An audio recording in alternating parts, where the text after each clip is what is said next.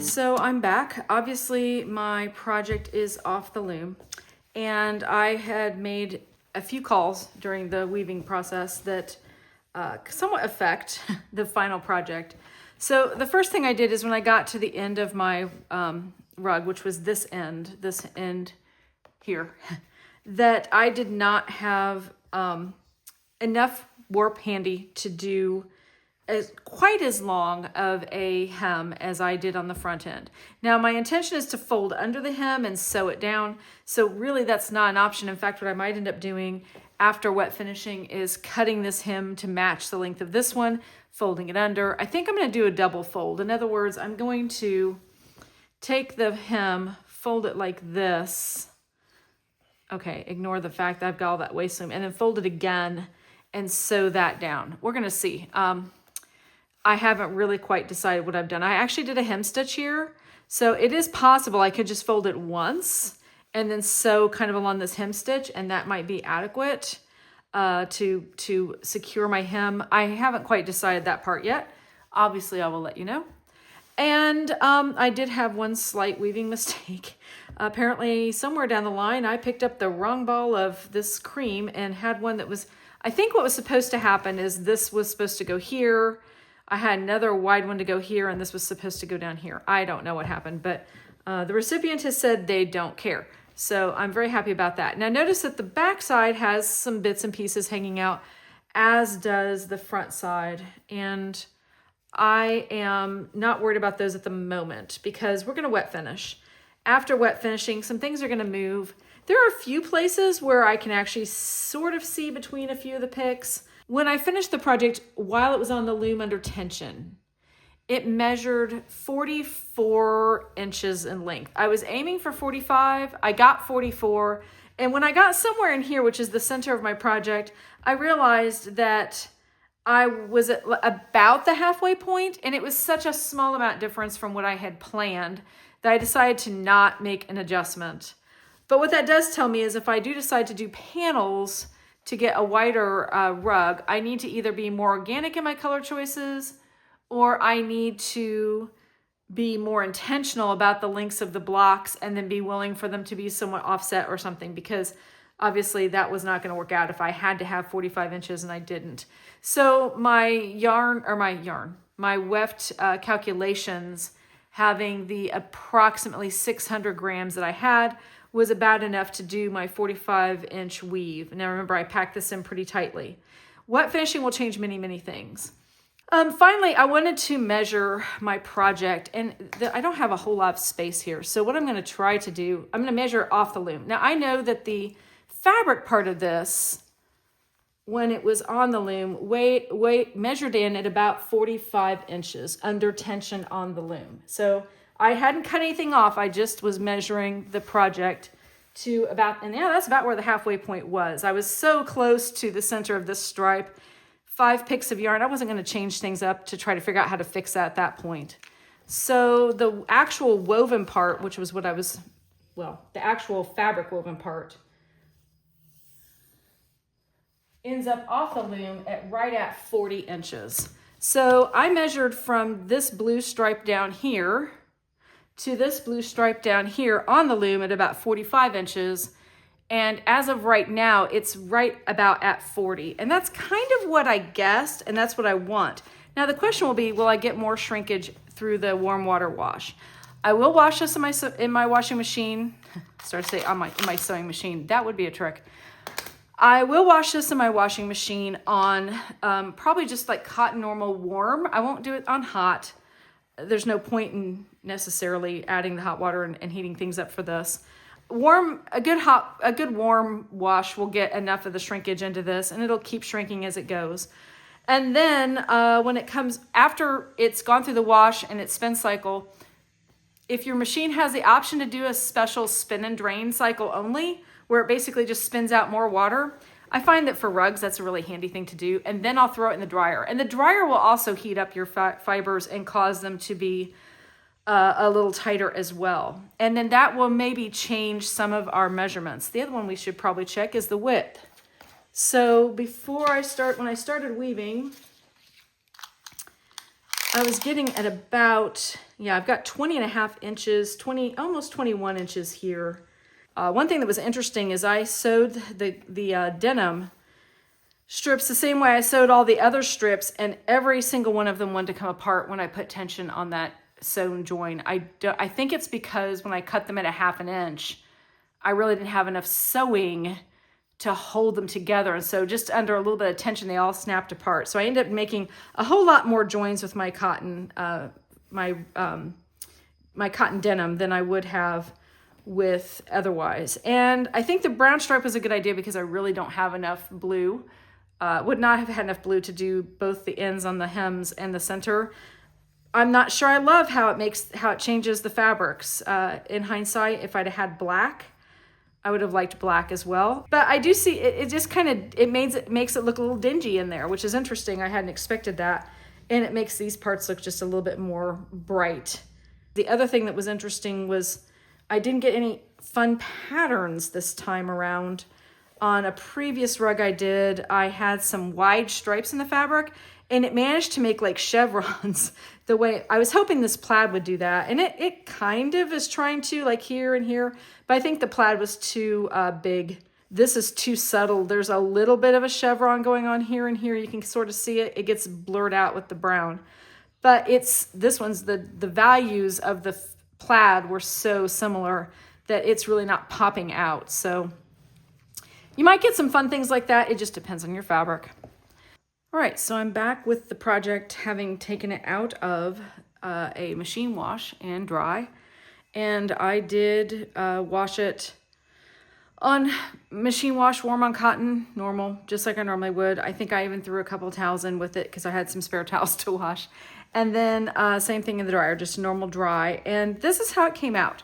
So a couple of thoughts. One is there is nothing subtle about the kind of shredding that your fabric will do. This kind of, where you've cut and or torn your fabric, you're going to have a lot of lint. I had a lot of lint making it, and I have, obviously, it's creating a lot of lint here now as well. Now, this is not coming off. It was in the dryer where the lint trap was fairly full.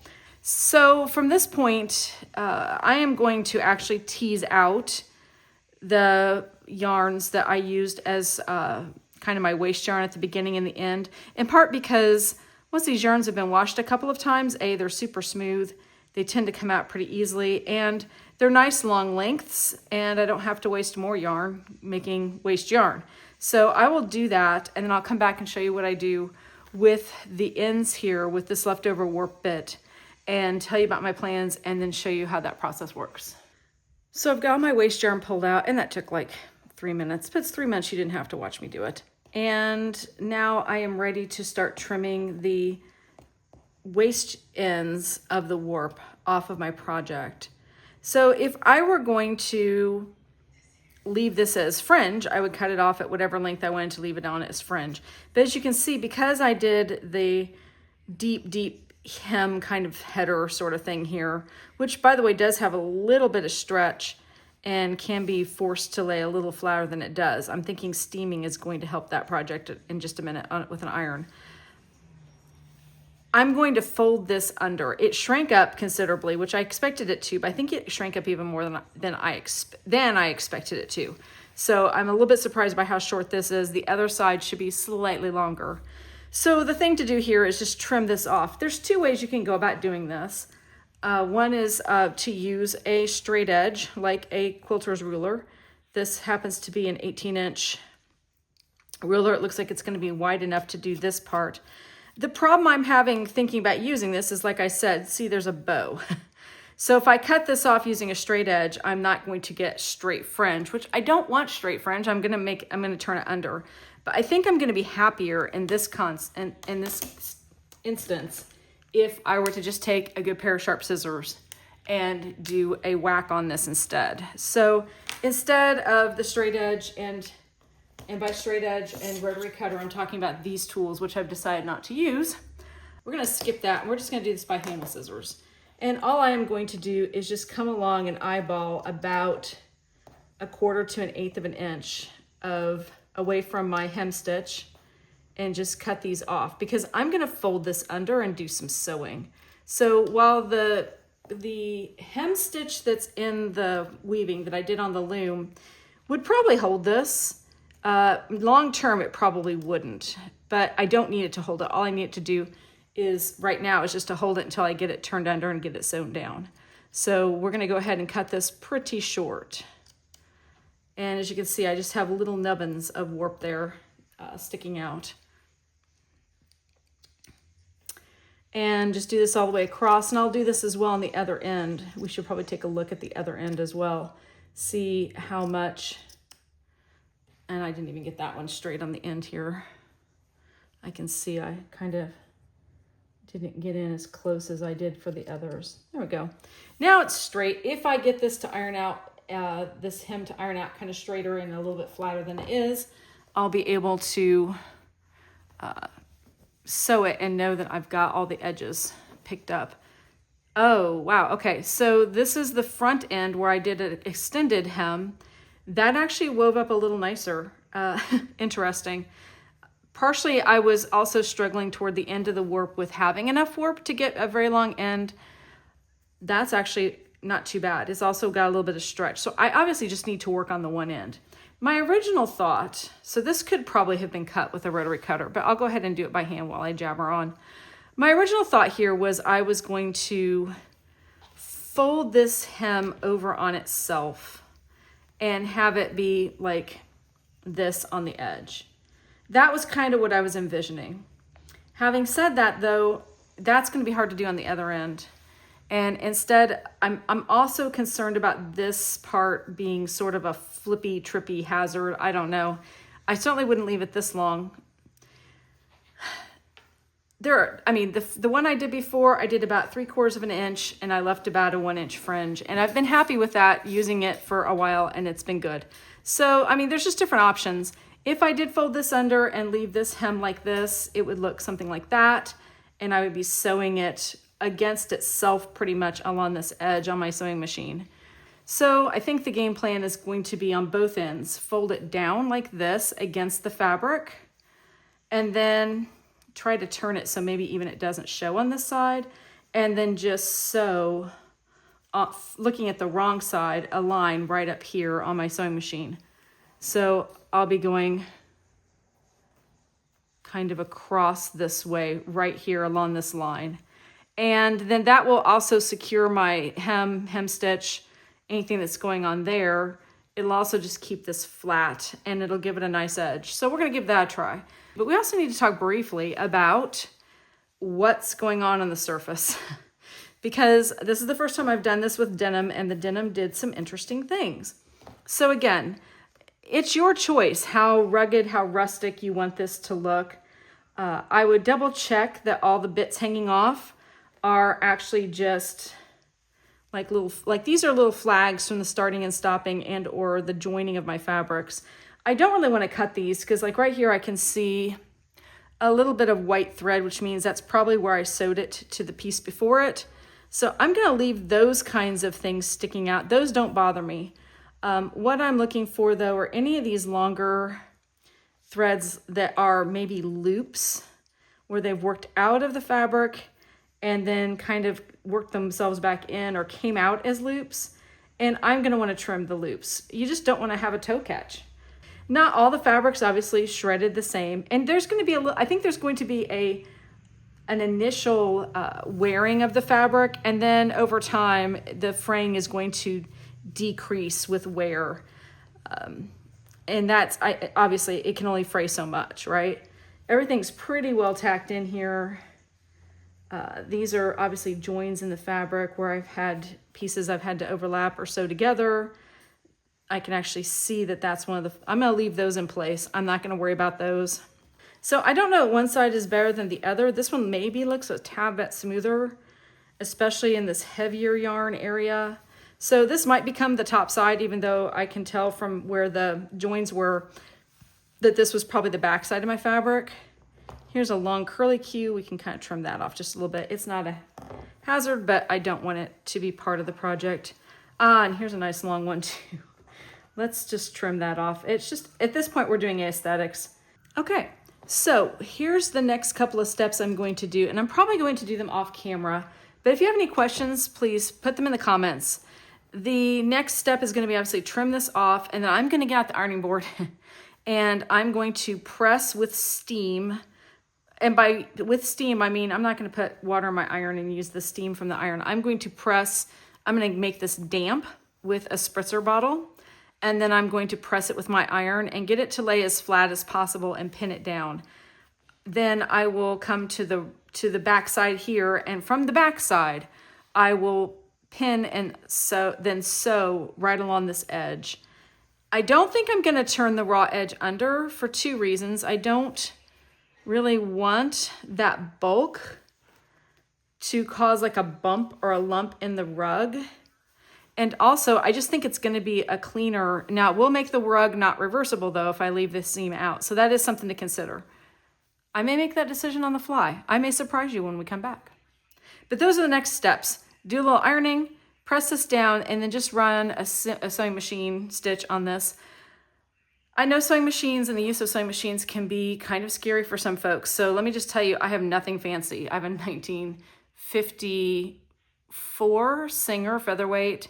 And while I have all the tools you sometimes hear about, the walking foot, whatever, it does not do zigzag. It's incapable of it, but I will just use my regular sewing foot. This is not super thick or heavy, so this should not be a problem to just zip this through the machine. I decided to pop back with a quick update. After looking at the bulk and figuring out folding over or not folding over, I opted to fold over just once. And I was right. This was the little short end that seemed like it was kind of drawing in. I wet it down with a spritz bottle and steamed it, and it's much flatter and much more like the other side now. So all I've done is folded this as tightly to my weaving as I can. It's never going to be perfect because, of course, the fell line for our fabric is just not perfectly straight. It's fabric. It's not, a consistent 8-2, 8-4 cotton kind of thing going on in the warp. So we're going to have some variations. I have basically used a couple clips along the edge to fold it down and some T-pins here at the corner because the corners are still wanting to draw in. Nothing special about T-pins. They can be any pin that you have that works if you need to use pins. My clips don't reach that far into the fabric to be consistent. And my sewing pins are so fine that I was actually going to bend them, putting them through this thick fabric. So just a sturdy pin is all you need. And so now I'll just take this to my sewing machine, probably set my machine to a 8 or 9 stitches per inch, which is how my old Singer works. I'm thinking that translates to about a 2 on a modern sewing machine. And then I'm just going to sew a straight line, maybe a pair of parallel straight lines down this. And I'm probably also going to sew up this edge here. It's going to show maybe a little bit on the front, but I don't think I can help that. I'll be using looks like I'm going to be using black thread because that's what's in the machine, and black is as good as any other color on this dark fabric. And the sewing is done. This actually came out quite nicely. I'm very pleased with how nicely this sewed down, how well it looks on the other side. You can barely, I know where to look to see my stitches, but they're not very obvious. And I think that's I'm more than pleased with that. I did sew across the flap here on both ends, so there's nowhere to catch a toe or have something kind of get stuck in there and cause a tripping hazard. Like I said, I'm probably too sensitive to that. I did do both sides the same. Now, is this side not reversible now? I don't know. I suspect technically no, but in a pinch, if you just needed to make it reversible, you could. So I also need to measure this now. I don't know what my final measurements are. I know they are considerably shorter than the initial warp. This was a 70-inch warp. And obviously I'm just going to measure the surface of the rug itself. I am not going to measure the hem that I turned under. Okay, I'm getting 36 inches for the length, which is a nice length. I think that's what I wanted. I think I was aiming for, could look at my notes. I believe that's what I was aiming for. And then on my width, I am at 20 inches, give or take. There's always going to be some give or take because, you know, some of your thicker edges are going to be a little bit thicker than where they turn than the others, but it's not super, as you can see by looking at this, it is not super hourglassed in any way. In other words, this and this aren't shrinking in and this is pushing out. So this was the loom warped at 7.5. I used a 7.5 dent Heddle on my rigid Heddle for this. Now, I wanted to show you the one I had done previously, which I've used in some of the promotions, and that is the newest of the ones I've done. This one was worked on a 5. Obviously you can see differences. You see a little more fabric here, a little more warp here. This one is clearly thicker overall than this one is. Obviously I'm still getting some shredding on this one, although I can't say that it's any better or worse. This particular fabric has wanted to shred a little bit more. This one has a little more, for lack of another word, it has less body. This is a drapier fabric. So despite the fact that I really didn't enjoy beading on the 7.5 as much, perhaps going forward, depending on what kind of fabrics I was going to use, I might weave my rugs at a 7.5 dent. Now, if I were going to make a bag with this fabric, which I could have done instead of making a rug, but I really wanted a rug, the 7.5 is fine. It's a little dense. I might have instead, I think I got better fill coverage with my fabrics on the 5. You can just beat it a little tighter because you don't have as much warp pushing back at you. This would be really nice for a table runner, so a 5 dent. This would be really nice for bag fabric. This would be nice for placemats. You don't need placemats to be super thick. You just need them to be thick enough to absorb a spill or a little bit of sweat off your glass or whatever. So I think that a 5 dent for fabrics that you're going to use for household goods would be totally adequate, and or for things like bags, because it's going to be just a little more pliable. So something to think about. But I think that I do like this particular 7.5 dent for this rug. That's been the journey. That's all it took. It seems like a lot. It seems like it's taken me forever to do this, although I know it hasn't been as bad as it seems. It's just stopping in the videoing and everything else. But I hope you learned something. I will be coming back to this series later. I have a few deadlines I need to meet right now, so I'm going to put the rug weaving on the hold, but I do have some plans going forward for mixing fabric and or thrums and or mop cottons into a rug. So I still want to do a 2-panel rug that I'm going to have to seam up the center. I've got to figure out those details, and then I've decided I want one more rug for my kitchen. So it'll be more along the lines of something like this, maybe not this heavy. I don't know. I still have an awful lot of denim to work with. We'll find out. So meet me back here, keep an eye on this. Otherwise, there'll be other tips and things on the Mingo's Corner Designs YouTube channel. Please like, subscribe, and I'll see you on the next one. Thanks so much.